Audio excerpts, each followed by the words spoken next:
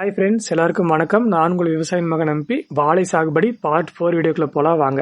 Part 3 வீடியோவில் வந்து பார்த்தீங்கன்னா வாழைக்கன்று எவ்வளோ டிஸ்டன்ஸில் நடணும், அதுக்கு எவ்வளோ குழி எடுக்கணும்னு நம்ம விவசாய மகன் எம்பி யூடியூப் சேனல்லையும் நம்ம இன்ஸ்டாகிராம் ஐடியிலையும் வீடியோ அப்லோட் பண்ணியிருக்குங்க.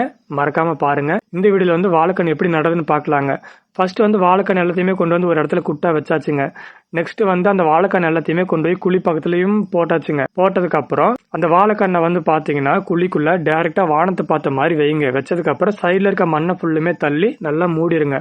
மூடும் போது வந்து என்ன மிஸ்டேக் பண்ணக்கூடாதுன்னா வாழைக்கண்ணை வந்து லைட்டா அந்த மேற்பரப்பை வந்து தெரியற மாதிரி விட்டுருங்க. ஏன் தெரியற மாதிரி விடணும்னா அப்பதாங்க குருத்து டக்குன்னு வளர்ந்து மேலே வரும். இவ்வளவுதாங்க மொத்த மெத்தட், வாழைக்கண்ணு நடுற மெத்தடு.